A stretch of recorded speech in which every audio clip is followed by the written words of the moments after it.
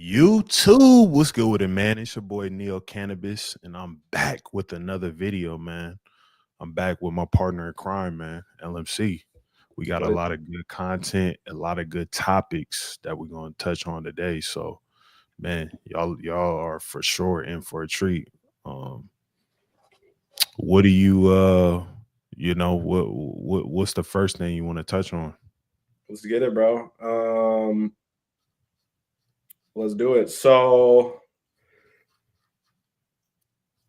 I mean, so I got the list here. Let's go Chinese and the Bubbas. We've been talking about that quite a bit, both of us. Yeah. I mean, for the last couple of years, honestly. But I mean, we're kind of diving back. What is it with the Asians, with the Chinese, and social media and weed?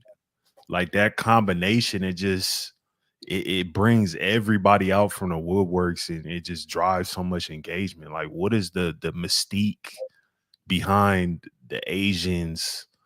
Like, what is the obsession? Like, basically, what I'm trying to say is, like, why are people so fascinated with that narrative, that topic? I would say, bro, for sure, because one, it's in some ways, and I don't want to make this sound like bad. Racist. It's really, I really don't, because like I grew up working with Chinese people, bro. Like I literally, because like what happened in Washington State, the West Coast, is kind of now what's happening all around the country. And I happened to kind of catch the very beginning of this. I don't want to call it an invasion, but it's kind of an invasion. And something you got to think about like this, bro. What's kind of crazy is, if you think about it, if you go to China, for example, is there an English town in every single city? Is there because there's a Chinatown in every single major city? Like you can go to places. No, there's none. Yeah, there's none. There's none. So you can go places in the United States and only speak Chinese, and you're completely fine. Yeah, I was just in New York. They had a Chinatown. Yeah, in San Francisco, every single major city, bro. Seattle, San Francisco, LA, Houston. I mean, Miami. They're everywhere, bro. Or if it's not declared a Chinatown, it's like the Chinese own this whole block. They own stores. They made their own community. It's like all the stores are Chinese stores. 100%. And there's like, technically, bro, if you think about it like this, there's actually, I don't want to go too deep into this, but there's definitely secret Chinese police department offices all around the United States, bro. People don't know that. There is, though. There is. And yeah, people don't know that. People have no idea. And so, but I think what's interesting is it's because it's like I'm not gonna lie, bro. I think I was kind of one of the very first people to start talking about it on the internet. And I trolled people with this, like, I mean, it's true, but like the title of that one documentary I put out, that video, because this was my Chinese mafia. Yeah, I was like, how the Chinese mafia destroyed the Bubba strains. And it's honestly like it's actually like one of my favorite pieces I've ever done, but it's about my personal story, because what happened was, it used to be in Seattle, the Vietnamese are running shit up here. And the Vietnamese, shout out to all the Vietnamese. Absolutely. I love all the Asian groups, by the way. Chinese, Vietnamese. Salute. All of them. All the Asians, all my Chinamen. Salute. Bro. Salute. But what started to happen is, by the end of my high school, and I was like, like there was medical, right? And so I started to meet a lot of, there used to be Vietnamese, and then I started to just see a bunch more Chinese people come in, and I started working with a bunch more Chinese people. And I mean, like they were everywhere. They had the best prices by far, and they had this Bubba. This is back in 2013. They had this Bubba that was they only had one strain. They got really good at that one strain, and they were just crushing it. And they had the best prices, bro. Like the Bubbas, everyone's made. I mean, people have made a lot of money off the Bubbas over the years. And so I think it happened. Going back to your question, is I think it's because everyone that actually is in the industry or in the streets or whatever. This is like, that's the thing, is like when something's funny, or when like what makes something funny or what makes something interesting to people is when it's true. Like when it's just true. Like when it's like when it's true, like when Drewski does like a skit and it's really true.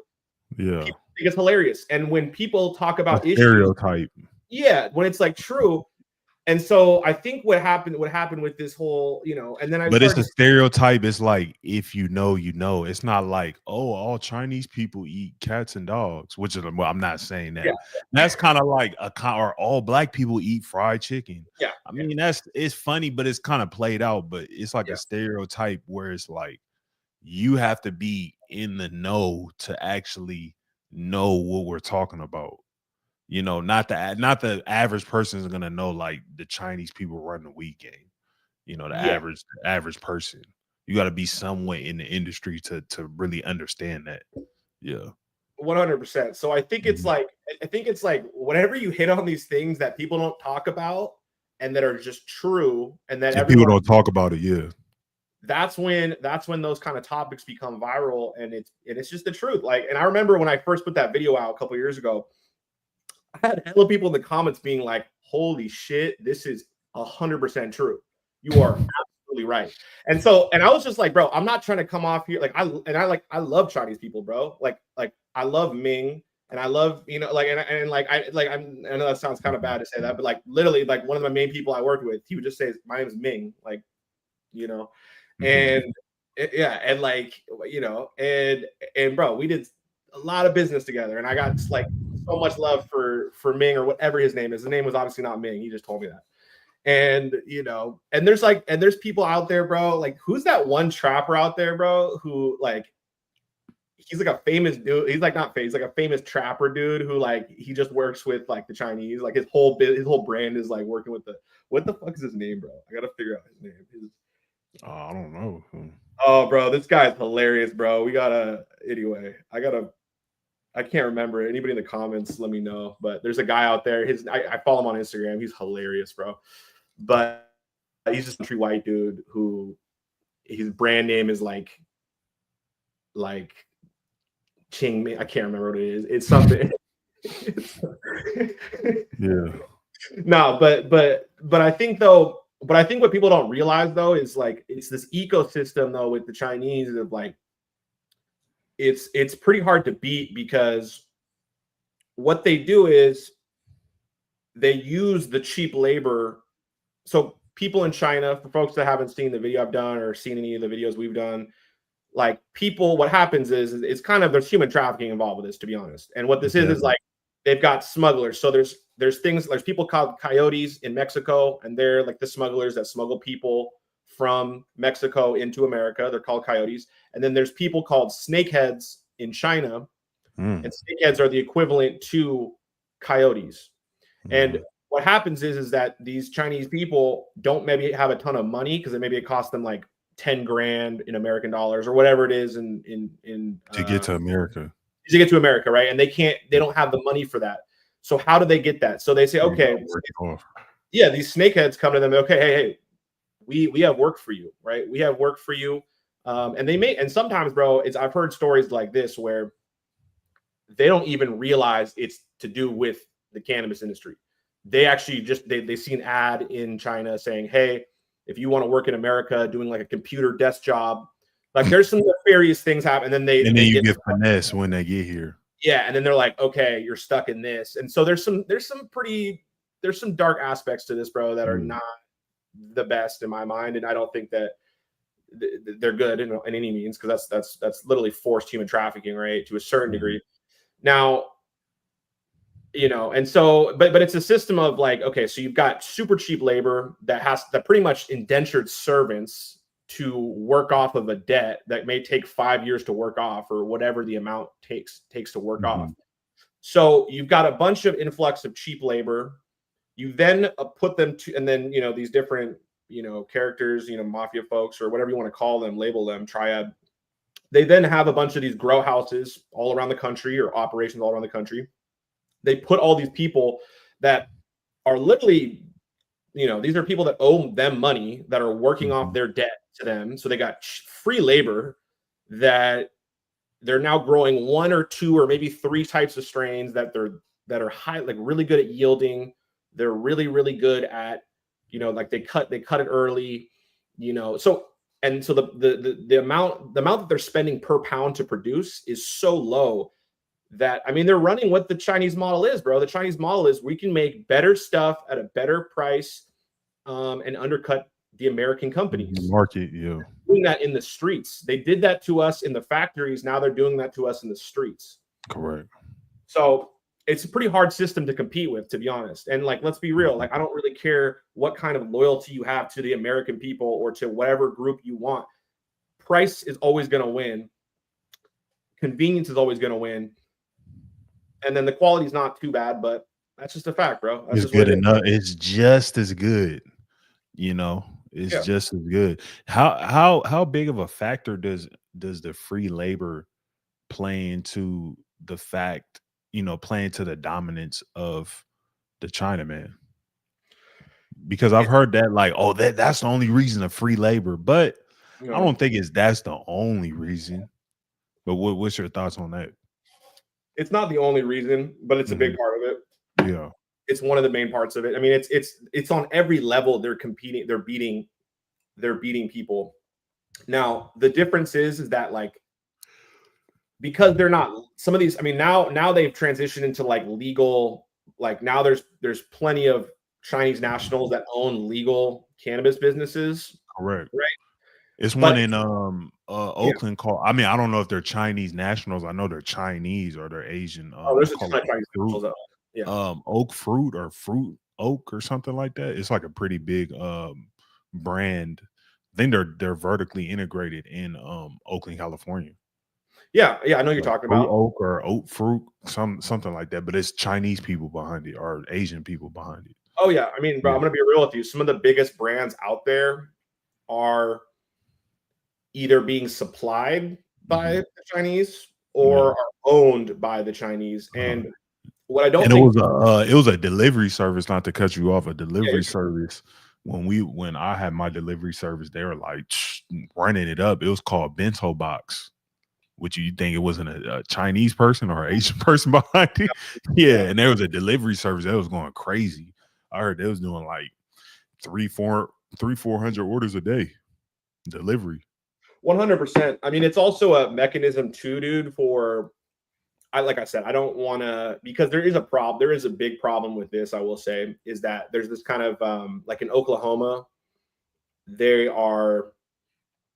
there's this saying, it's like growing while Chinese or growing while Asian. And so they're being targeted by now police and in unfair ways, which, I don't think is super fair, but I understand in some ways. I also don't. I also think it is probably pretty discriminatory in some ways, but because I mean, it's a system, bro. It's a system that, like, this is the thing about America, bro. We're kind of a melting pot, right? And so that's a vulnerability in some ways and also a benefit in some ways. But I would say also, dude, there's a large amount of cannabis companies that are absolutely money laundering fronts.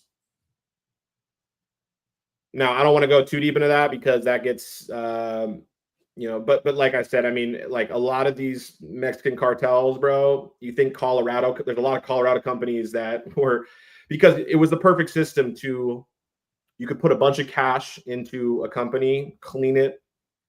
Even if you lost money, it would have still cleaned it all. So there's a bunch of money laundering going on for sure. And there's a close connection between China and Mexico. And I mean, there's plenty of stories there we can get into, but there's that as well. So, and bro, the system that the Chinese have set up now, I mean, we're going a little deep here, but this is important stuff in my mind, is the system the Chinese mafia has figured out is I mean, the United States is the capital of money laundering, but a big part of that money laundering is run by the Chinese, because the Chinese have these self-contained banks in every single major country, or a lot of major countries. So what will happen is, like, somebody like in New York, right? You're just in New York, right? There's like some of these, there's these, and I've seen somebody cover this before, but there are these different, like, pretty much illegal banks that are there that just have East West Bank.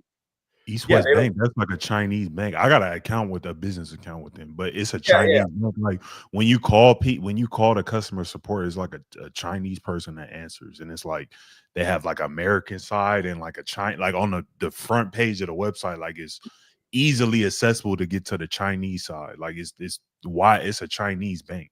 like or an Asian bank. Yeah. 100%. And the thing that's what I think everyone needs to realize is that America has this too, but every country, there's two different sets of order. Mm-hmm. There's the legal law, and that's where the police come in, that's where the government comes in. And then there's the underworld law. And a lot of times at the very top, those two work together. So if you look at like Russia, for example, the head of the Russian mob is close friends with Vladimir Putin.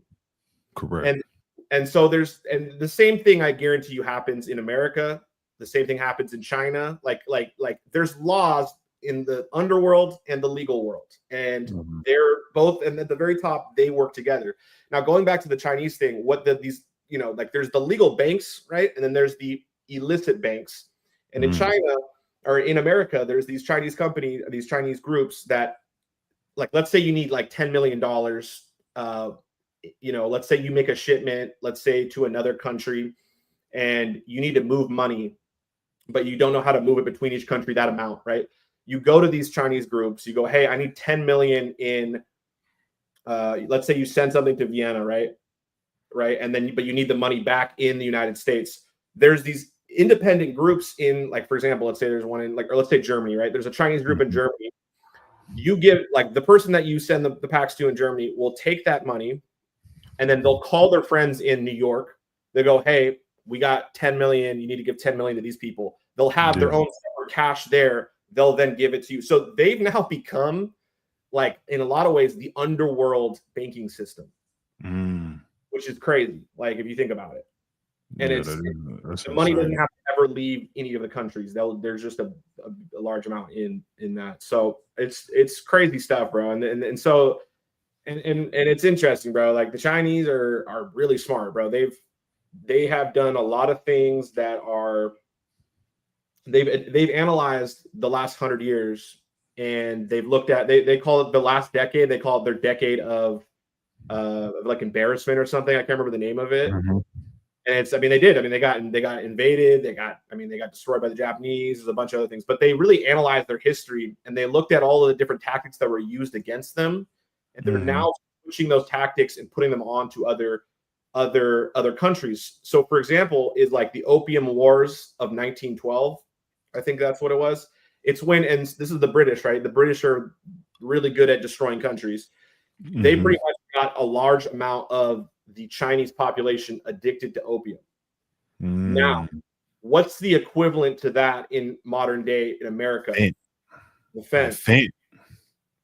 Crazy, right? So they're now doing the reverse to us, and there's these two different systems, right? There's the legal system and the underworld, and governments at the top, they work together. Let's just keep it a buck. I mean, that's obvious. So yeah, that fentanyl, no joke, man. Y'all not selling fentanyl. Y'all not selling crack. It's like, all right, man. Nobody's talking about that. It's crazy, bro. And there's a lot. People always want to go against the grain. Yeah, trappers, y'all make 10,000. If you selling fent, you gonna make 50,000 in a day. So, yeah. Right, well, luckily, there's enough pressure. I know somebody from my school who went to. He's probably. I don't know. I haven't looked at his case, but he was, dealing fent, and he ended up killing somebody. He's probably gonna do life in jail. I haven't looked into his case, but last I heard, he was already indicted and all that. So, man, well, so yeah, y'all can have that fent, Yeah. And so, and I mean, this model though of, like, let's go on the next topic, I think, is like this model of using immigration with as a tool to then become an insurgency group into new countries and then start to proliferate. Like, for example, the reason why there's a close tie between intelligence and mafia groups or the underworld is, like, this is why, for example, when the CIA wants to go into a new country, they're in every country now, but, like, when they want to go into a new country, what's the first people you want to go and reach out to? It's the mafia groups or the underworld, because they know how to do one thing really well. They know how to smuggle people and things into the country. The best, right? And so that's why there's a close tie between intelligence and mafia groups or these different underworld groups. Mm-hmm. And so anyway, but that's a separate thing. And then this kind of goes into the Albanians in the UK, right? So if you go to the UK, right, there's they call them the Albos or the Albas or whatever. Shout out to all the Albanians, by the way. So much respect, all love to you guys. The Albanians, right? I mean, they have done the equivalent to what the Chinese have done in the UK and other parts of Europe. They've had people get smuggled into different parts of Europe. The UK is probably the biggest one. They then set up these illicit grows in the country. They then get really good at one strain that yields really high, that gets you great, great pricing, big buds, whatever the different aspects are for a great product.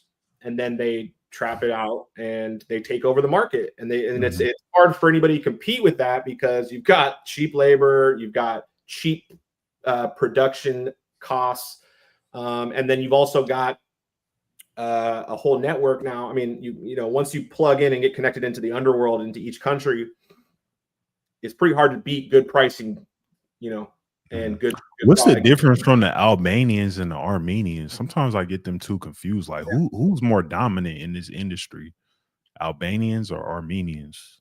Okay, so big respect to both of them. I gotta say that. I was always taught this by some of my OGs. Some of my OGs was always like, don't ever disrespect an Albanian or an Armenian. Call them. Are they like Is it kind of like Tongans? They're separate. Yeah, no, but is it kind of like Tongans and Samoans? Like it's like kind of the same, but it's different. No. Because I'm Samoan, but I'm not. I'm not Tongan. No, Albanians and Armenians are actually. I don't. Like, is it kind of like a similar people, but they are similar? So somebody says in the comments it says similar, but they are different though. Because one of the things about the Armenians, right? There was the Armenian genocide, right? Which is carried out by the Turks, the Turkish.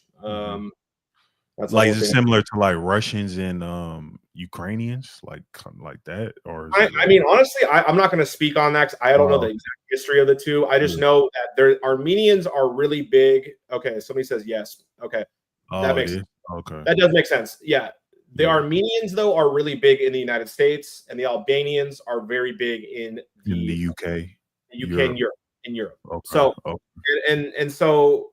With the Albanians, right? They definitely have taken over large swaths of the cannabis industry in Europe. They're definitely here in the United States for sure as well.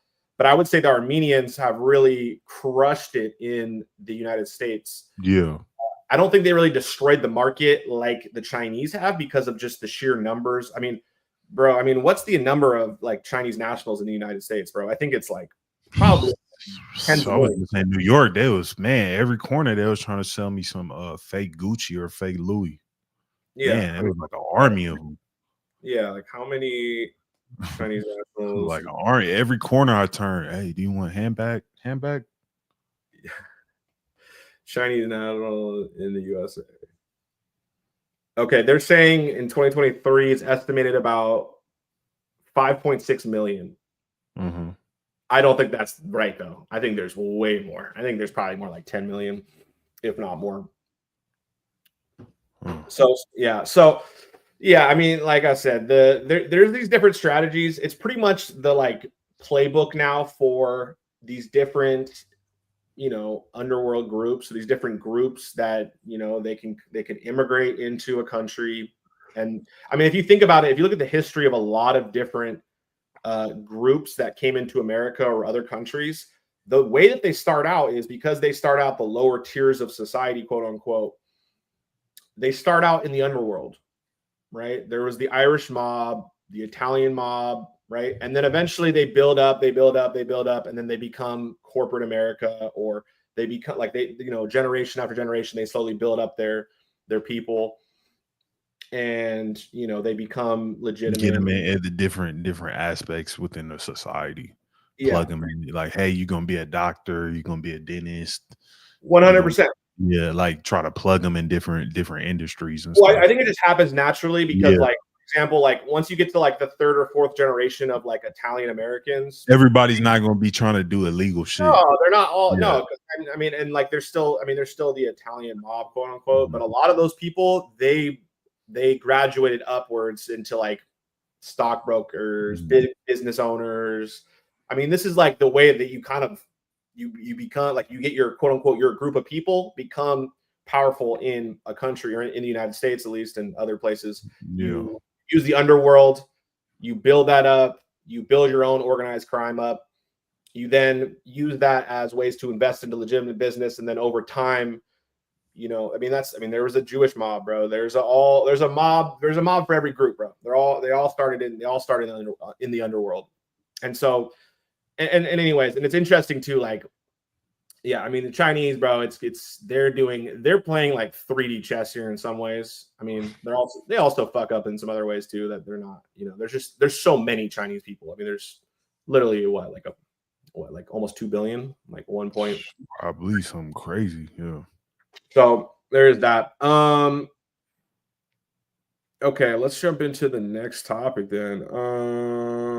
THCA. Okay, let's talk THCA, bro. THCA, man. THCA is going crazy. Man, I feel like it's been an uptick. I don't know if it's been, you know, from the work that we've been doing, but I just feel like it's a whole new energy that's been, you know, I see the dude from Bay Smokes, he's starting to do his press runs, and you know, Lil Baby had his strain. It's definitely been a resurgence within as far as the THCA side of things. You see these states trying to get it outlawed. I know like Texas is. I'm not too sure what the Texas is going to stay. Texas is staying strong. Yeah, I don't want to lose Texas. I'm team THCA because in a lot of ways, what THCA is, guys, is it's pretty much transforming. It's pretty much what legalization should be in my mind. Mm-hmm. It's not overly taxed. It's still taxed, right? At a fair price. It allows for interstate commerce. Mm-hmm. So now you've got the internet, you've got people selling online. It allows for small business, you know, entrepreneurs to actually compete. Like you're not having to go because, bro, these state markets are trash because they box you out. Yeah, they box you out. It's all pay for play. It's pay for play. And so rubbing shoulders with people and stuff like favors. I scratch your back, you scratch mine. Corrupt, bro. It's super corrupt. Super duper corrupt. I mean, honestly, the most corruption happens on the smaller level. I mean, there's corruption at all levels of the government, but 100%, if you give somebody like a small politician that, you know, runs a small county in a state the power to decide who can get a dispensary and not, and then they get offered, oh, we'll make a $2 million contribution to your campaign, and then they don't think that's gonna. It's like, bro, and then it's a lottery, and then 3 of the same companies win 5 of the licenses for the year. How does 3 of the companies, or how out of the 5 licenses, 1 company wins 3 of the licenses? It was just luck, bro. That's all it was. It was just lucky. Yeah. Yeah, no, and that's that shit is so trash, bro. That shit makes me so mad because what it does is it makes people that could be prolific entrepreneurs not even want to attempt to take a crack at this industry. Yeah, and then it allows the subpar entrepreneurs, just because you got a license, it allows them to offer a service and, you know, offer a subpar service because there's really no incentive to, you know, improve and optimize your business because it's not that much competition. So you can be comfortable, you can be content. Oh, I'm in this city, there's no dispensary that's X amount of miles away from me, so I know I'm by default I'm gonna get this amount of customers every, you know, this is the amount of business that I'm gonna get. That's the type of entrepreneur it creates. Somebody that's lazy, somebody that's entitled, somebody that, you know, oh, they were supposed to do all this for me and this didn't have. It's like, dude, who cares? Like, what do you mean? It's a business. Like, what are you doing? Stop worrying about what other people are gonna do for you. Yeah. It's anti-competition, bro. It's Mhm. anti-competition, and it breeds really shitty entrepreneurs, like you just said. It literally, this is the problem. This is the game that people have figured out, though. People have figured out. They're like, hey, if I can go influence the government and have them be the ones that take out my opponents, that's all the kind of game I need to win. So you see companies like a Trulieve, and no offense to Trulieve, you know, whatever people want to say about them, but their game plan has been from the beginning, we're going to win the regulatory game. We're going to lobby the government to take out our competition or limit our competitors. And Mhm. that's trash. That's like the most trash business model ever. Why Model don't you, ever, yeah. yeah, And we're why don't gonna you, offer a subpar experience, yeah, subpar product, yeah, and just, you know, slap our name on everything and just act like we're doing stuff. yeah, it's trash, bro. It's Like, not you good. got all this money, you don't have one household name brand. How do you have how do you have hundreds of millions of dollars, you don't have a brand that is known within the industry? How does that make sense? If you gave me $5 million, I would have a brand. I would have one of the largest brands in the world, bro. Like, if you gave me $5 million to make a brand, Absolutely. But these are people that are yeah, coming from like, bro, I'm not gonna lie, bro. People are deathly afraid of that woman, Kim Rivers. That she, I mean, she's a uh-huh. bro. She's a pit bull, bro. She's a dude. Mhm. She's a dog. Like Yeah, she but isn't her will husband? fuck He's you like up, dude. She, her husband is like a criminal or something, like yeah, her husband's in a jail bunch right of now. like scammer or something like that. Like, yeah. Yeah, no. And What it's they like, did, these are the brilliant, people. These bro. are the people that have like. So it's like, you don't think she was doing like some weird, uh, criminal things and stuff like that? Like, come on, man. Yeah, I mean, dude, they're Yeah. they're operating at this is like the new version of mafia, bro. The new version of mafia is okay. We become corporate America, and then we take our money. We then start to lobby the government, and then we make the rules because there are, you know, the politicians they're honestly cheap to buy out, right? I mean, they're really not. Yeah. And so because they have legalized bribery now. So Yeah. that's the new game of mafia, bro. Like then like the real like actual mafia like the mafia folks, bro. Like they're people, and I don't want to call, I'm not saying Kim Rivers is a mafia, like she's a mafia member, but it's the same kind of tactics more so. Concept. Yeah. It's the concept of we become corporate America. We then lobby the government. We use the government to take out our competitors. We then take over. We then offer a shitty product because we took out all our competitors. We don't want And to there's actually. nothing else. Yeah. Yeah. So it really is. And then like with and bro, I mean, the background that I believe that Kim, I mean, you know, like I said, bro, she like if you go at her, bro, if you like really try to come at her, like she's like I said, bro, I've heard stories. She's not she's not to be fucked with, bro. I mean, Yeah. I'm just gonna say that, bro. We may talk Mhm. about this more in the future, bro, but I don't. I'm not. Yeah. Yeah, but as All far as the world. THCA, as far as as far as THCA, I always say, man, I think it's the greatest opportunity for somebody who is in this industry and you might be on the black market. Like, this is your opportunity to go legal because THCA is the same thing. We've always been smoking THCA. It's Yeah. not like some crazy fake weed or anything like that. They've literally giving you the opportunity to do this legally. If you're in a state, it's only a couple states that have like kind of limited and things like that. But even in the states that limited it, like Georgia, you can't have THCA flower, but focus on what you can do. You can have THCA cartridges, you can have Yeah. But THCA edibles, and build your brand from there. You know what I mean? yeah. So don't, and I was talking to somebody about this. He's like, yeah, Neo, man, I don't know if THCA is worth it because we can't do the flower and this and that. I'm like, dude, you can still do the carts and the edibles and everything else. That's still 40% of the market. Yeah, flower is always going to be 50 to 60% of your sales, but it's still 40% that, of customers that want all those other products. So focus on that, 100%. And the thing that makes it really impossible to stop, and okay, and this is, let me say this real quick too, is one, I've been talking to some people that are pretty like connected to different big political people, and there's a lot of money going into the lobbying of keeping THCA open and keeping this whole system going. There's a lot of Correct. people now that are making a lot of money off this now that are not going to let anything happen to this system. And so I recommend everyone go full force on this. I mean, a lot of people are saying, "Oh, I'm afraid it's gonna close down, or this is gonna," and it's, trust me, it's it would have happened already. Yeah, it would have happened already. And also, like, for example, Texas, right? They tried to they're gonna say, "Oh, we're gonna shut down Texas too." Bro, do you know how much money is made in the THCA system in Texas now? It's like $6 billion, bro. You think people, so the government wants that tax they revenue. want the tax money, but also you think about all of that money now going to these business owners.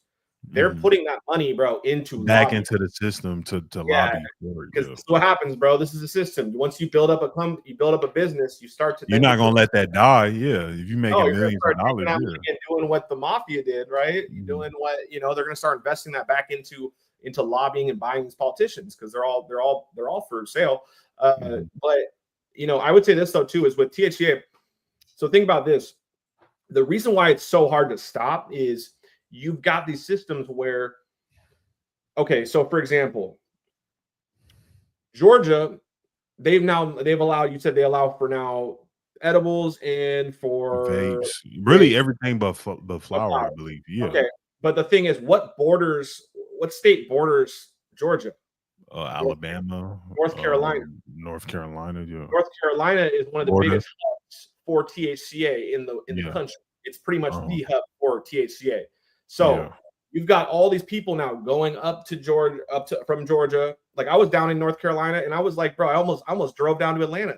It was a 6-hour, it's a 4-hour drive. Yeah, it's not that bad. Yeah, not bad at all. So you can't stop it. And then you got Florida too. And people like Kim Rivers and Trulieve, they've tried to take out THCA because THCA is literally the equalizer for the little guy.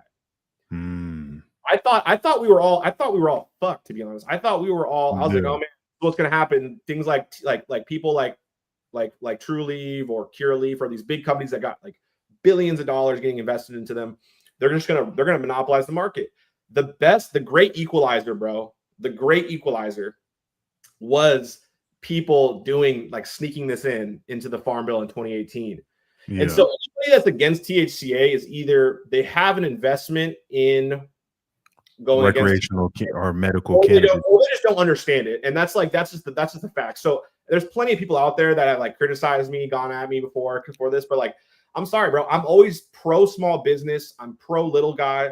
I'm pro the streets. I'm pro people working with something, having very little resources, building up brick by brick their own business and turning that into something beautiful, something big, and something that gets their whole family generational wealth.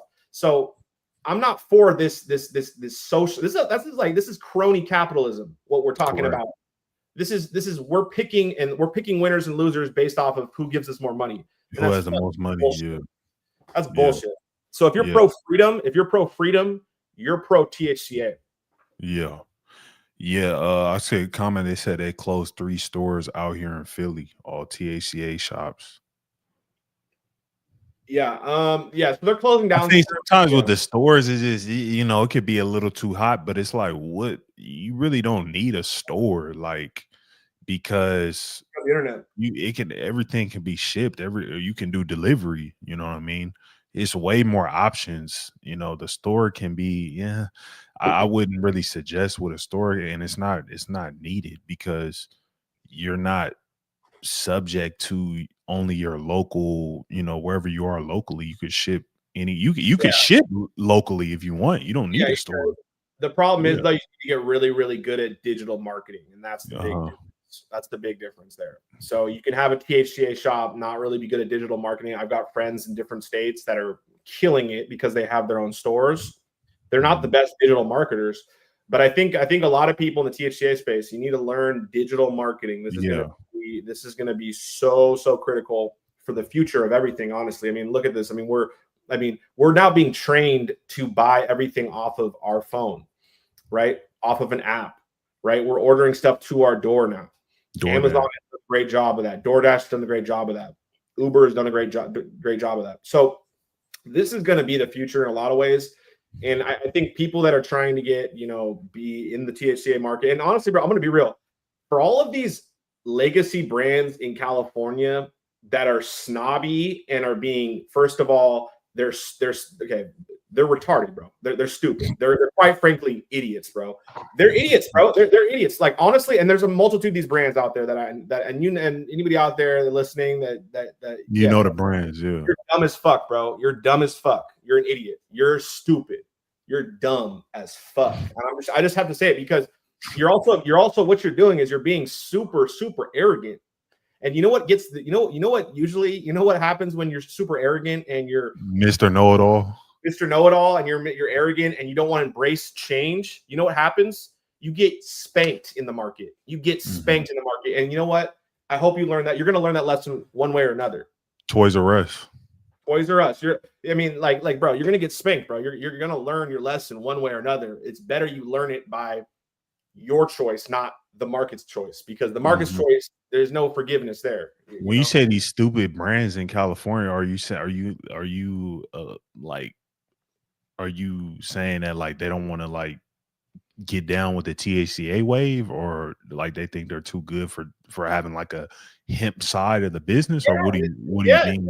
There's a lot into it, bro. There's a lot that goes into this, the mental psyche of this. But here, I'll say this. So there's a brand out there. Shout out to Sluggers. Shout out to Josh Schmidt and shout out to Natura. They were smart. They have now added in their THCA side of their company. They are now crushing it. They're getting, and I know this for a fact. They're crushing it. I haven't talked to them about this specifically, but I have friends that are connected to them. They're crushing it, bro. And because they weren't cocky, they weren't being like, there's some people in Cali that are on their high horse, like, oh, we're from California. We're the old law, old law, bro. Like this is we're in a new era. I can't stand those motherfuckers, bro. Honestly, and it's okay, bro. It's okay because what's gonna happen is these people are gonna learn the lesson. And I'm passionate about this because it's gonna be a really hard lesson too, because it's gonna be a hard lesson for them to learn. And I'm sorry, there's all of these big legacy brands that are in California that just are so stuck in their bubble, thinking like, oh, we're gonna keep. First of all, a lot of them are pushing shit out in the streets, which through the back doors, which is fine, bro. But bro, think about this. Why don't you legitimize your back door? Like this is legitimizing your back door. So it's these people, and then there's also a lot of people like this, bro, that they've got investments in different markets where they're competing against THCA, and they don't like it. So it'd be a conflict of interest. Well, there's people in Florida, bro. There's big California companies in Florida. I don't want to say names, bro, but people can probably figure it out. They're all kind of against THCA, even though they're stupid not to embrace it in my mind. But because they've built into the medical system in Florida that's there, and they've made these deals with people like Trulieve and other things like that, they're stuck to that.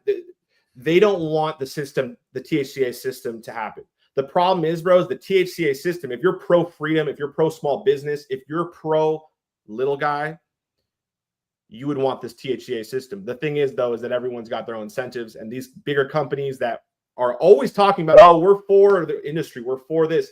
If you're for the industry, if you're for the little guy, you're gonna want THCA. And the fact is, there's a lot of people talking out there, two-faced here a little bit in some ways. So yeah, definitely. They're capping, bro, and it's honestly hilarious, bro. When people talk shit about THCA, what they're talking against is they're talking against freedom for Americans to be able to start a small business and actually grow it to a national brand. And because, bro, I know there's 26-year-olds out there now making millions of dollars from this, bro, and they started with nothing. They had no investment, and they were creative. They were great business people, and they worked and they layered everything brick by brick, and they built up a great company.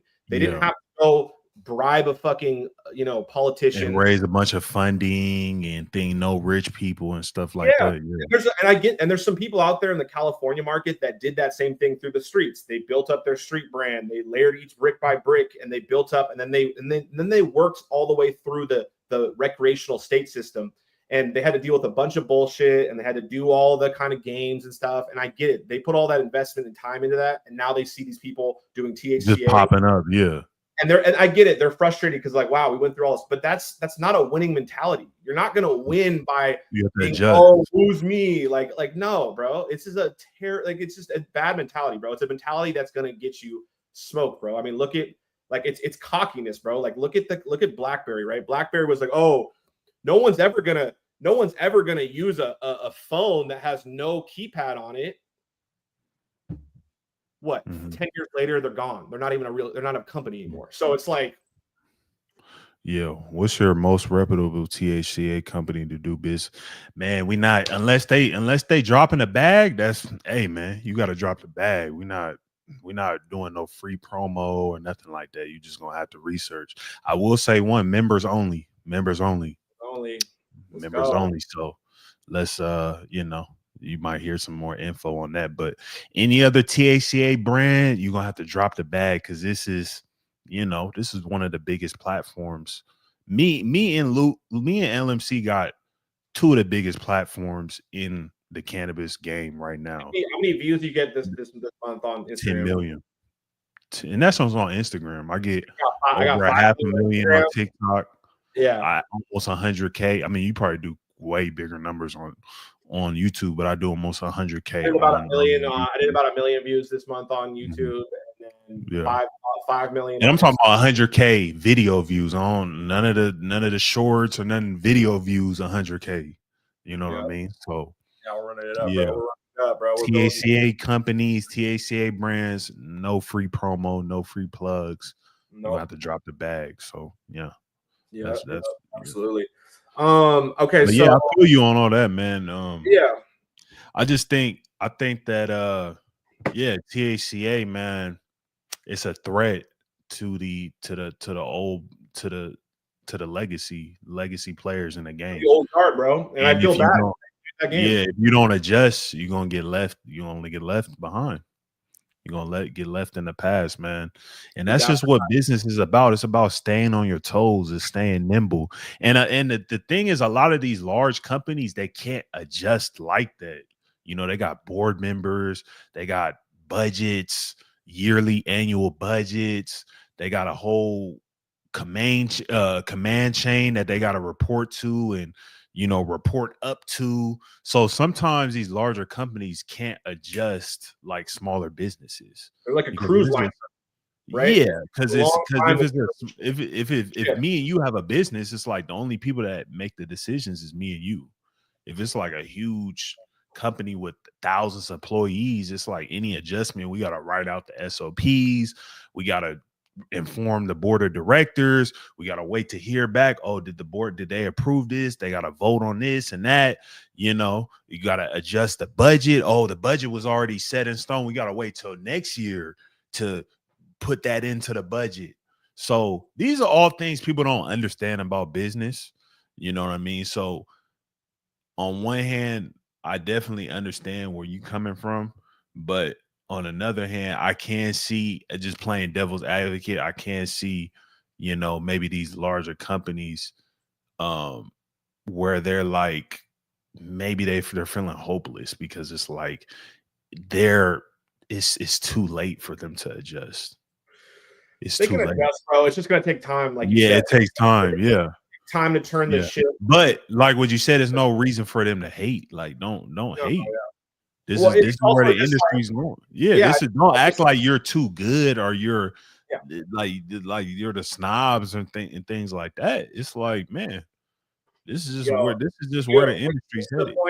When you get so cocky and like, bro, this is where every winner ends up losing. Is you've been winning for so long, and then it forces you to get some people, because they win for so long, they get comfortable and they get cocky, and you want to be confident, right? But you don't want to be cocky where your ego blinds you, right? Mm-hmm. And this is where the opportunity comes in for the little. Get cocky, they get complacent, they aren't thinking, like they aren't staying hungry. Mm-hmm. This is where the cracks in the system come about, and this is where people like you and me and anybody watching this, a little guy, can come in and actually make something and take over for the next generation. Now it's almost like it's almost like in basketball, like this playoff series with the Lakers and JJ Redick. Like, he was so cocky and stuck in his ways, he thought small ball was going to get him to the ship. But you had a 7-2 Rudy Gobert looking like Wilt Chamberlain in Game 7, getting 25 points, 25 boards. You got 2 7-footers on the bench, and you just so stuck in your ways. You just Mr. Know-It-All. You think that you're just the Socrates of basketball. you don't want to make the adjustment to be like, hey, I got a 7-footer on my bench. I'm gonna put him in because it's a 7'2" dude looking like Wilt Chamberlain, who's never played like this, because I got 6'8" LeBron, six. Really, a lot of people don't know LeBron's 6'6". Me and my boy had confirmed this.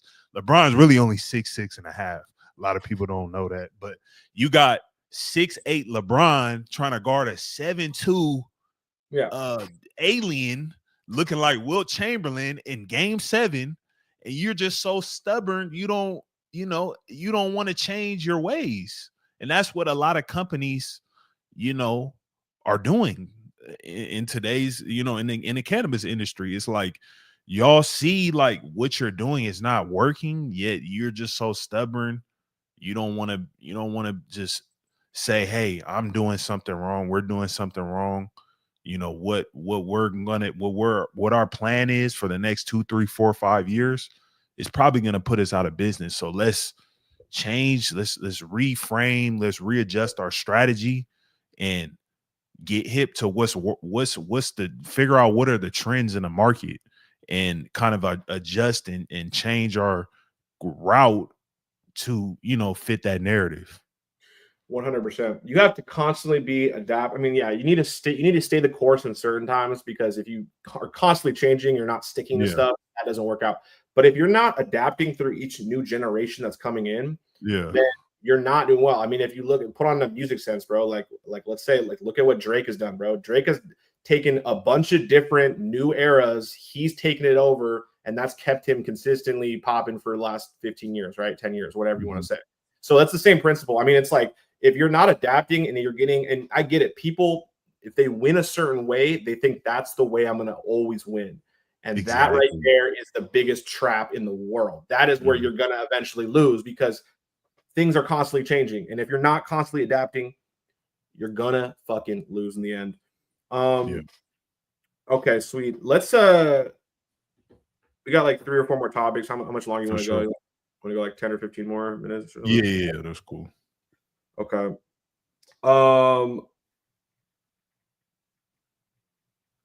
What was that art? So I saw you guys talked about it a little bit already, but like the flying the bows to Europe.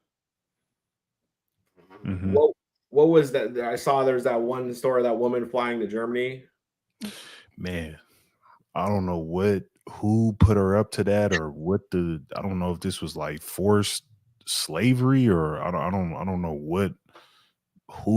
what dope she was smoking, or what dope the person put her on that mission was smoking. But yeah, she tried to fly like 43 bows to 43 P's to Germany. I guess just try to go for the gusto, and got immediately caught. So I don't know if it was like a decoy, because it was like somebody behind her or something with 100 or something like that. But well, there's a thing called customs, bro. But it wasn't too much information, because I think she was talking, because they didn't give out her name or anything. So usually that means like she was cooperating. Yeah. I mean, there's a thing called customs out there. Aren't aware. But she didn't even make it past. She didn't even get out of the country. Yeah, no, it wasn't like she got to Germany and then out, and because that shit would have probably been, you probably got like life, out there. Yeah, usually those countries, they don't play like none of that drugs and things like that. Bringing drugs, especially if you're an American, they're gonna make an example out of you. Oh yeah, definitely gonna make an example out of you. I mean, so there's a second layer of security, right? I mean, whenever you're going into another country, you got customs. You got to make it past customs, and that's really the key. So, I've never done that stuff before, but I would think so. Customs got way more intricate X-rays, and and they're looking for drugs. They're looking for illegal things, because people don't understand when you fly domestically. Most people don't know that they don't look for drugs. They're not actively looking for drugs. They're only looking for weapons and dangerous items and things like that. Like TSA is not equipped, nor it was designed or has the manpower to also look for drugs. If they see it, it depends. They may report it. They may not, because it's not their job. And if they do report it, say if you're like in San Francisco and you got a pound or something, do you really think they're going to report that? like in San Francisco. No, the police is not.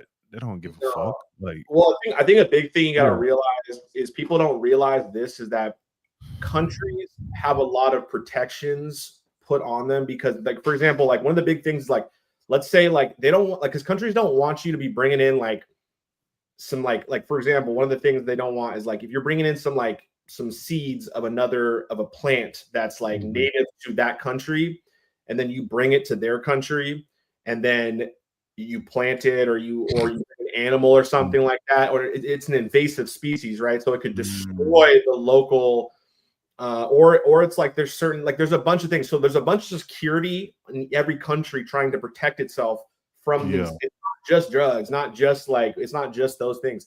They're protecting it from, like, they're trying to protect from invasive species, invasive plants, and so that extra layer of security is there. So you got to be thinking about that.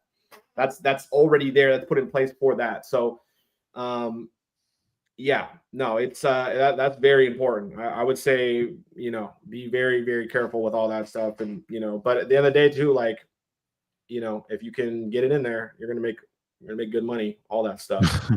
Do you think it's like worth it to? I don't know. I've never done that before, so but It's yeah, crazy. bro. You gotta be on like some desperado type shit to You gotta be careful. Yeah, you gotta be careful, bro. You gotta be careful too, because I mean, there's things like Interpol, and there's different. But there's definitely people that are doing it though. I think they're doing it right, 100%. But there's that. Okay, I think I got my first member, man. Ghost Eye. Appreciate you, go. boy. Let's New go. member. First member ever. Let's get it, bro. Appreciate you, fam. Okay, so this weed vending machine, this video went stupid viral on my Instagram. Yeah. And you did, and I saw you covered the interview with the guy who actually got out, right, of prison for it, right? Was that the same one? The dude from same Detroit? One. That was the same one. Yeah, so it's the dude in Detroit, right? Mm-hmm. So I think what's interesting is, I mean, so one, he did it, he walked so everyone else can run. But I mean, the idea of a weed vending machine is, I mean, it's something you could scale up. It's smart. I think it's genius as hell. I mean, you could scale only things like the security and things like that. Yeah. Yeah. But one of the things I'm actually like, somebody gave me out like an idea, and I want to look in this idea, honestly, but I don't know. I'm pretty busy, so I might just give away this idea or whatever. But somebody, I was in San Diego recently, and there were, like the little claw things that you can like play, like it's like almost like a gambling game. You put in like $2, and then you can like try to get a claw to pick out an iPhone or something. Mm-hmm. Imagine doing that for weed. It's like, I was like thinking about like that, like that'd be cool. And have like some all exotic stuff, like exotic, like some ounces, $80 a zip. Yeah. $500 ounces. That's kind of a good idea, bro. I'm telling you. That would be crazy. That's like, it's kind of like legalized gambling, to be honest. Yeah. Yeah, I just don't know the legality of weed vending machines. I don't even know if that's like the industry has advanced that far to like. So in the post you can do it. They're all over. So apparently there's vending machines, like for example in certain states, like in Maryland, they're everywhere. Oh, really? I didn't know that. They're everywhere. There's a lot of these. Like there's actually a lot. Some of these states don't allow for it. Some of the states do. I think it just depends which state you're in. But yeah, man, no, that idea is crazy, and salute to the homie that did that. I mean, that was pretty. I mean, he was like, I think he was like low key selling like burners and stuff and other. Oh, he's selling other stuff. Oh, okay. Yeah. I think that's what got him mainly like caught up. But yeah, I thought that was pretty interesting, bro. So salute to him. Shout out to him, and that's something you could, if you can scale it up to a large amount of those vending machines all over the country. That's a dope business model, bro. You can make a lot of money off that. Residual income. 100%. Okay, the 3D videos, bro. I saw that post about that, and that just had me cry. I was dying when you posted that. I thought that was so funny, bro. So let's break this down. Can we break this down for what we're talking about here? Yeah. My whole thing is, man, like, when if you're in the algorithm, you know what I'm talking about. Like if you are in the weed cannabis algorithm, trapper algorithm, you've seen these videos. They, most of them are terrible. It's a couple of them that are all right.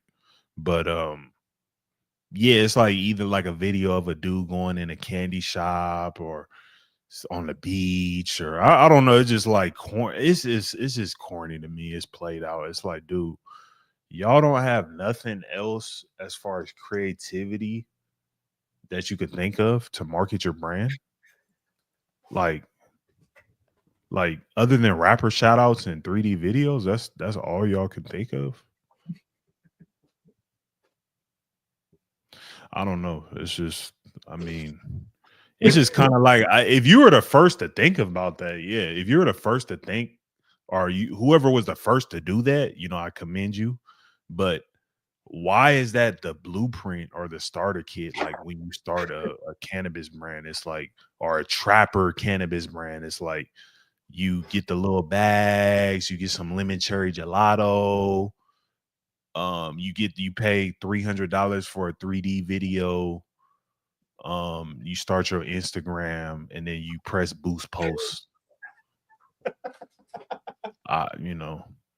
It's like, man, we gotta have some more creativity, man. Like that's just my whole thing. It's like, dude, let's look at what other brands in different industries are doing.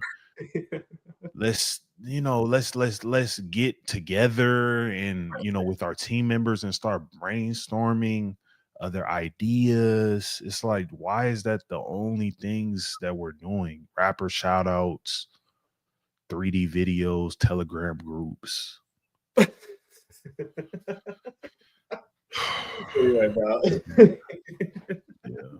I don't know. I asked that question just for that because that was cool. That was so fucking funny. Yeah, I don't know. Like, it's me. Like the starter kit, bro, the starter pack for like a stereo. Like, and this is one thing. There's a real big problem in the cannabis industry, bro, with everyone following other people. Monkey see, monkey do ass market. So I said, monkey see, monkey do ass market. It's a problem, bro. It's like it's like, okay, I'm usually a person, if I see too many people doing something, I'm not doing that. If I see too many people wearing something or buying some type of shoe, I'm not wearing that. Like, that's just me. That's just the type of person I am. I don't wear what if I see one person wearing something, a certain brand, cool, I might go copy it. But if I see go outside, I see 20 different people wearing that brand, I'm not buying that brand. I'm just a different type of person. So I usually do the opposite. Usually, you want to know some free game? You want to know how you get rich? You do the opposite of what everybody else is doing. That's how you get rich. Take it for what it is. Right. You're gonna have to really decode that message because it's not something that you can just do. But when you understand it, when you see the right situation, then that message, will start to make sense. You do the opposite of what everybody else is doing. Yeah. Well, it's like when everyone's selling, you buy. When everyone's buying, you sell, right? It's kind of that. It's yeah. When the situation comes to, presents itself, you'll know how to apply that game. Yeah. That's a fact. And that applies to anything in life. No, that's how you get rich. That's how you get rich in life. You do the opposite of what everybody else is doing, because everybody else is a follower. Everybody's a follower.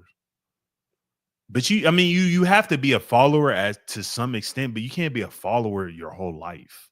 You gotta eventually branch off and do your own thing. But most people are comfortable.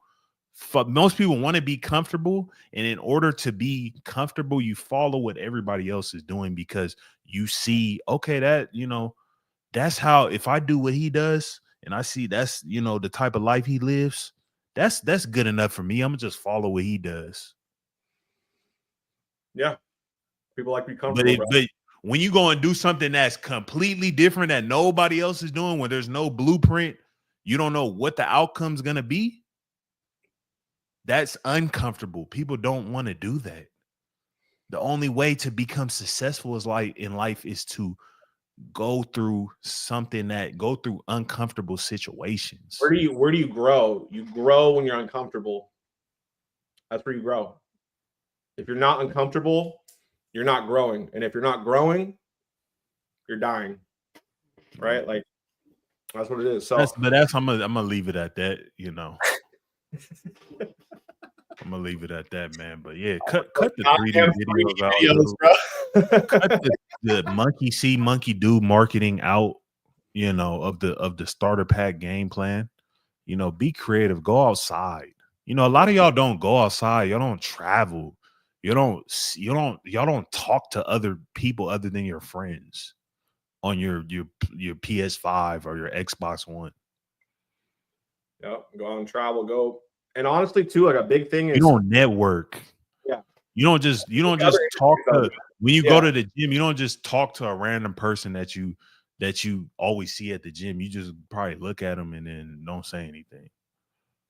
Like do something different from your usual routine, because most of y'all usual routines, you're not getting anywhere in life. And that's just me being honest. Yeah. But sometimes the truth hurts. And you know, a lot of y'all need the truth. Yep. You need the truth, bro. You need to be like, honestly, bro, there's people out there, bro,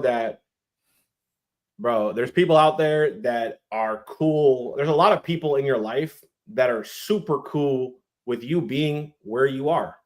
And they're not, and a lot of times what happens is there's kind of this cliche, but it's like people are like, oh, like people look at when there's somebody in your life telling you you're fucking up, or you could be better, or you could be doing this, or you could be doing that. A lot of times people be like, you know, fuck that dude, or fuck that chick, or whatever it is, whoever it is.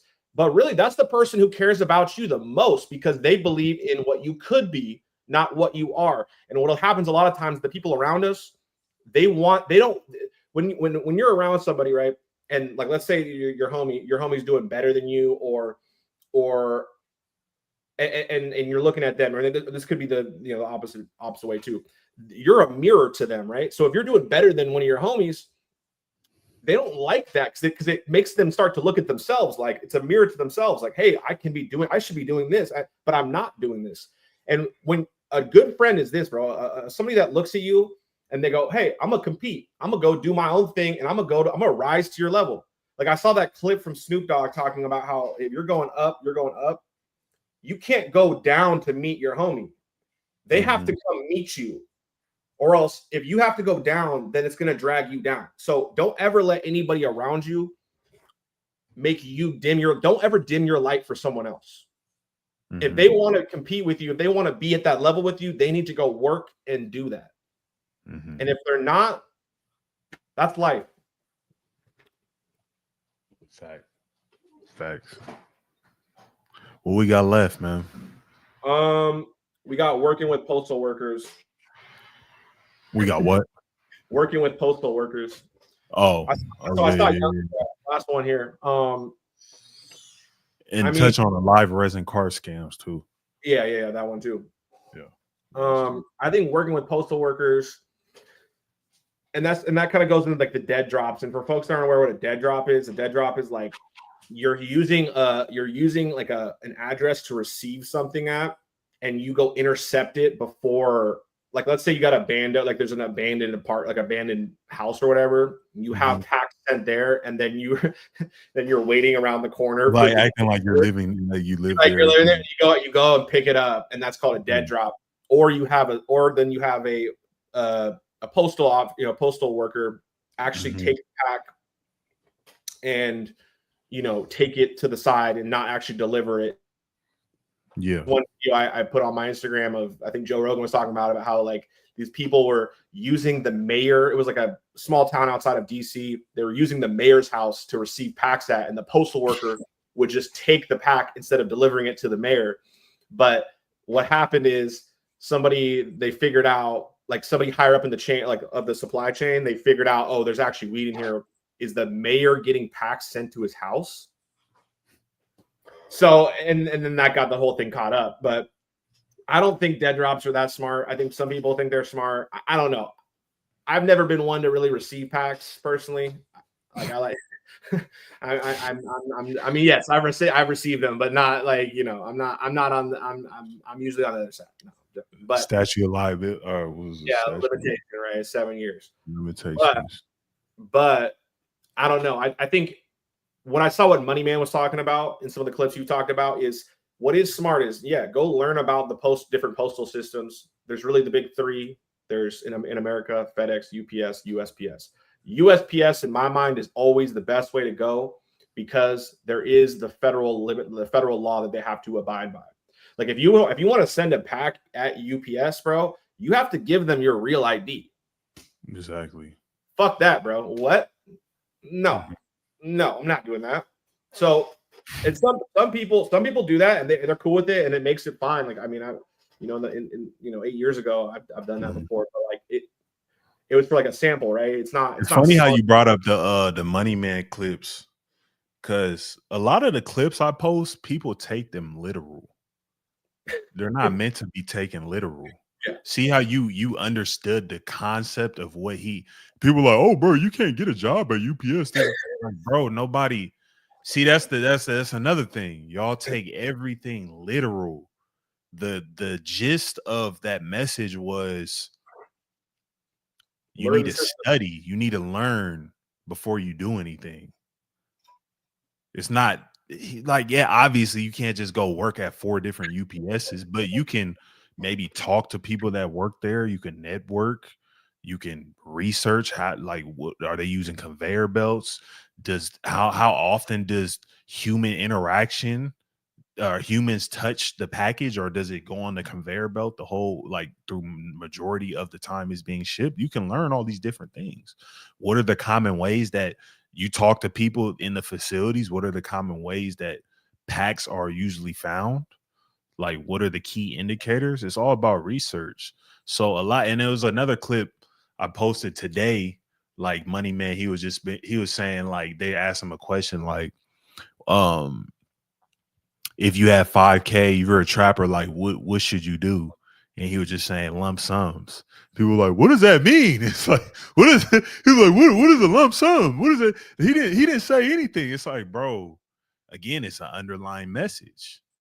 He's basically saying you don't have enough money to really do anything. You need to figure out how you can get that, flip it, and make that into a larger amount of money. So because with when you make lump sums, then you can actually get into the ball game. Yeah, you need buying power, right? Like if you go into a casino, you need buying power. You start betting, right? A big thing is like if you got a small stack, it's a lot harder to, because like you're gonna, let's say you like in gambling terms, you go to a casino, you got, I mean, I've done this before myself. I've had a small stack, I got cleaned out quickly. But if you think about statistically, if you got a big stack, say you got 100, the larger your bankroll, you're going to be able to then, if you're going to win, let's say 1 out of 5 hands, but you're betting 20K pots and you can make a lot of money and run it up on that. So it's kind of the same, like it's cash flow. It's the same thing for business, cash flow, big money, like lump sums. The more volume you run it up, the more profit you're going to have, and the more that's going to insulate you from going out of business. So if you have a product that's got a great profit margin, that means it's going to insulate you, right? That's why the iPhone is such a great product, is because they make like a 900% profit.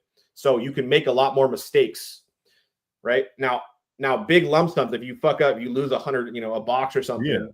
That's everything, then you're fucked. But like, it's risk to it. But I mean, he's telling you what you need to do. You need to figure out how you can and this is the thing, bro. When you're the game, y'all people want a shortcut. Like, people was probably like, listen, they heard the question, bro, he's about to give me step-by-step direction what to do with the fight. Like, y'all want something so literal. Like, most people are surface level. Like, you just wish you're scrolling on Instagram, somebody's gonna tell you how to make $1 million.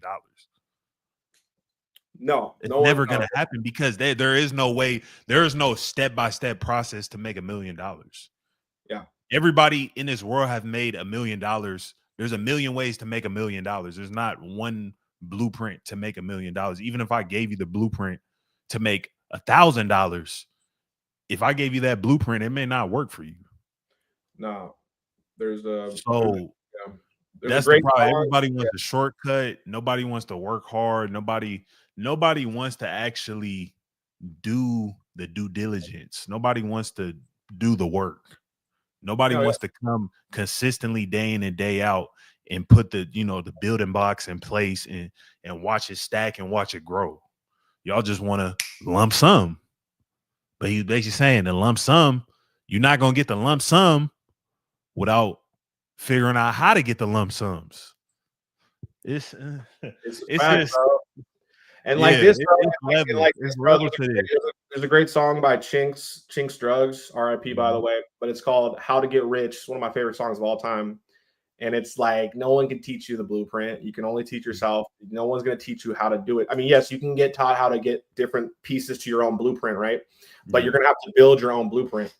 Now, the thing about it too is when you're traveling, right? I think actually this idea of going into a casino with a bigger bankroll is going to give you a lot more buying. It's going to give you a lot more ability to make a lot more. It's actually important. Like shout out to CJ Humble. He kind of put me in this terms, but he's like, this is why trapping is addictive too. And you guys will get here what I'm saying here in a sec. But when you're trapping, right, you are technically gambling with your freedom every single day. Think about it, bro. You're gambling with your freedom every single day. So if you walk into that casino, you want to have bigger lump sums because you're going to have a lot more insulation from getting wiped off the table. So there's another analogy there too. Hopefully, you guys, aren't taking it literal and you understand what I mean by that. But I think that that's a big component to it for sure. Mhm. Yeah, bro, for sure. Let's go into like the live resin. Shout out to Money Man, by the way. Have you talked to him, by the way? I swear, has he hit Nah, you up not yet? yet, man. That motherfucker. Oh, bro, you've been giving him so much promo. That's crazy, bro. It's gonna come, man. It's gonna Nah, come. that's dude. He's dope. I fuck with Money Man. It's gonna come. Okay, let's go into the last topic here. He's watching. I know he's watching. Yeah, he's definitely watching. No, there's Yeah, no he's way. watching. You've got like multiple He's videos that are doing. Yeah, he's definitely watching. Yeah. Okay, so the live resin carts.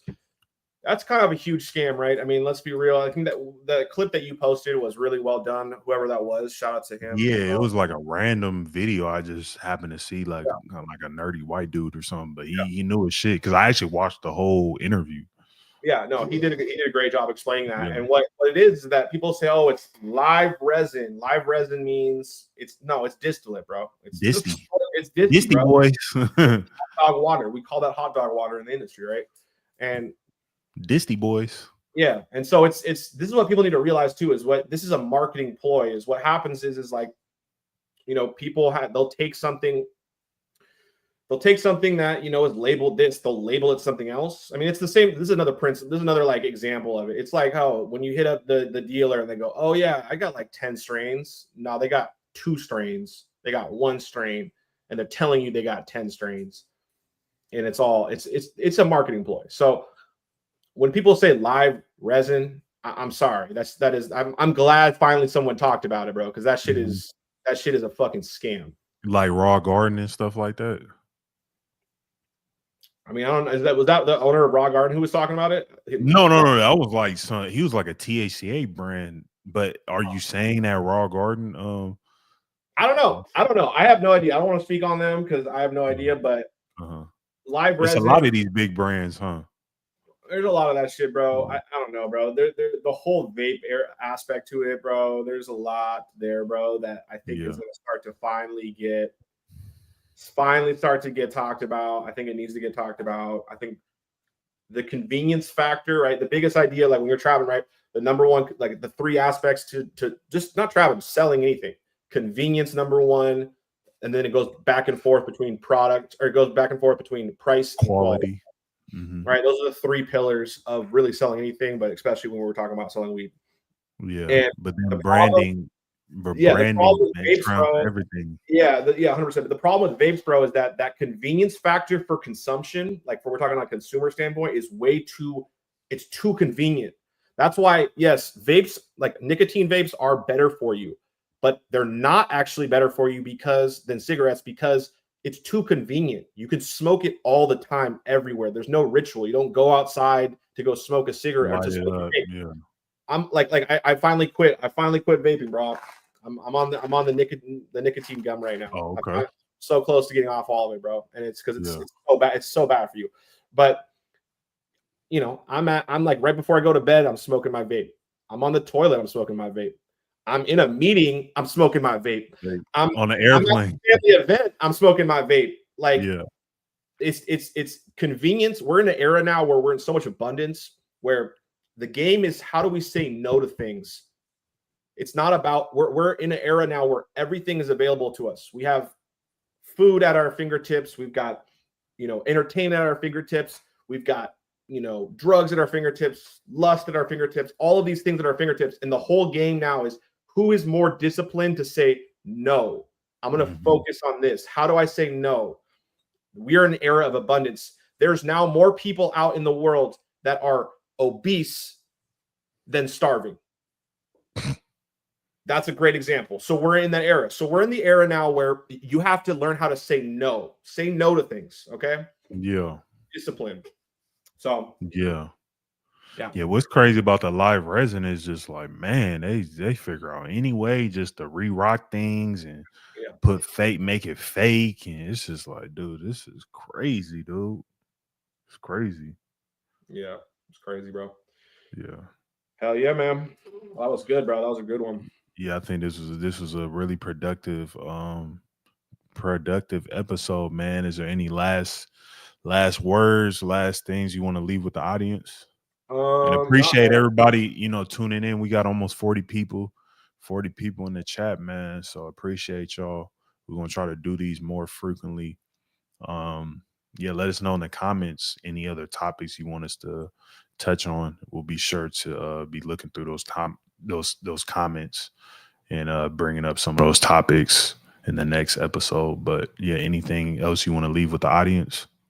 Nah, just keep working, keep grinding, keep every single day trying to make get 1% better. Just I'm working on myself, bro. I hope everyone else is working on themselves, and honestly, like, work on yourself. Don't put effort into other people. Don't be putting effort into hating on others. Focus on yourself, Man. and that's the key, bro. Like Man, I had an idiot. Yeah, go ahead. Yeah, go ahead. You're good. Go. Man, I had an idiot. He commented under something I posted. He was like, "Man, why do you post so much about?" He said something about like, "Yeah, the weed is not that important. Why do you post so much about weed or something like that?" I'm like, dude. I was like, first of all, cannabis is $100 billion industry, so it has to have some type of importance to somebody. Second of all, why do you care what I'm doing with my time? Why don't you focus on yourself? Yeah. I mean, I'm looking at your profile. It doesn't look like you got too much going on for you. What you was talking about. He was saying, yeah, man, I smoke every day, but it's not that important. Sir, maybe you should stop smoking and, focus how you can get, stop focusing on what other men are doing and make your life more productive. That's a So fact. Goes back to what you're saying, man. Stop worrying about other people, what they're doing with their life, what they're doing with their free time, what makes them happy, what makes you not happy, and focus on yourself. Focus on yourself, bro. It's simple as that. And you'll get so much farther in life because so much farther, bro. You only have 24 hours in a day. If you're wasting hours of your time, hey, this nigga Neo, man, he not doing shit. Man, he's the feds, this and that. You're wasting your life thinking about me, thinking about what I'm doing with my free time. I don't know you. Nah. The only reason why I know you exist is because you're commenting and you're hating on my videos. Yep. And honestly, bro, we appreciate the engagement, bro. Like, it really just helps us. But we actually care about helping other people. We want to help you. That's we're trying to bring value to you guys. And the number one thing is take what we talked about here and put that into yourself. Stop focusing on other people, what they're doing. Comparison, what is it? Comparison is the thief of joy or whatever. Worry about yourself. Worry about yourself, build with other people, work with each other, help each other, and build each other up. And that, I swear to God, in life with anything, bro, like with like focus on if you want women in life, bro, focus on yourself. If you want money, it's gonna naturally come. It's you going to naturally attract everything, come. bro. You attract it. You do not go out and get it. You attract it. So Mhm. that's It's a all fact. about life is about leverage, man. So Absolutely. yeah, if this episode brought you any type of value, please like, share, comment, subscribe if you're new. And until next time, peace. We out.